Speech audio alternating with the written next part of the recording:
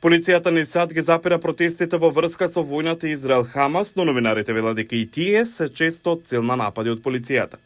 Овде четворица полицајци ја привели и ставиле лисици на рацете на колумнистката Роби Ейпли од калифорнискиот Сакраменто Би, додека известувала за протестите при неодамнашна седница на градскиот совет. This one in particular, though, is so egregious. Ова е посебно лошо, зашто луѓето што ми го прават тоа, треба да не заштитат. Полицијата треба да го спроведува законот. Во реалноста тоа што тие го прават е кршење на законот. Полицијата на Сакраменто во имейл ја обвинува Ейпли за неносење легитимација која неодамна е креирана за новинарите, но Ейпли и други велат дека полицијата го прекршила законот на сојузната држава Калифорнија од 2021 година, што специфично ги штити новинарите кои покриваат протести. Сенаторот на Калифорнија Майк Мегваја го напишал законот како одговор на протестите во врска со убиството на невооружениот африкански американец Џорџ Флојд во 2020 година. Мегваја вели дека во тоа време полицијата нападнала и уапсила новинари заради вршење на нивната работа. Во многу случаи новинарите ги ризикуваат своите животи за да ја раскажат приказната.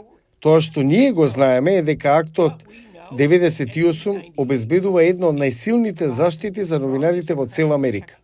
Конфликтите меѓу полицијата и новинарите за време на протестите во врска со Џорџ Флојд доведоа до промени кај полицијата во Минесота, Лос Анџелес, Њујорк и на други места. Но проблемот останува, покажува групата за следење на слободата на медиумите US Press Freedom Tracker. Податоците на оваа група покажуваат дека полицијата уапсила или привела 36 новинари, што ги покривале демонстрациите по повод војната меѓу Хамас и Израел од октомври наваму. What is at stake here is our constitutional rights. Тоа што е во залог овде се нашите уставни права, човекови права, првиот амандман, слободата на говорот, слободата на новинарството. Спроведувачите на законот тоа не го почитуваат. Фарина го снимила ова видео на новинарка турната и потоа уапсена од полицијата на Њујорк. Таа ги покривала мајските протести на Универзитетот Колумбија. Тој снимил и други агресивности на њујоршката полиција кон новинари. Оделот на полиција на Њујорк не одговори на барањето на Гласот на Америка за коментар.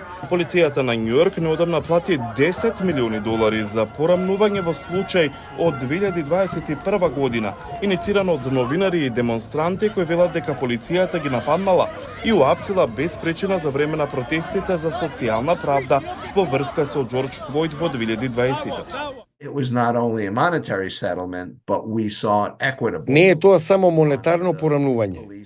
Баравме полицијата да ја промени својата политика и да ја промени обуката за третман барем на новинарите. Конфликтите меѓу полицијата и новинари за време на протести не се прекинати во САД. УНЕСКО најде дека покривањето протести насекаде во светот е меѓу најопасните работи што се дел од работата на новинарите. Од Обединетите нации додаваат дека полициските сили се најкритичен дел од она со што се соочуваат новинарите.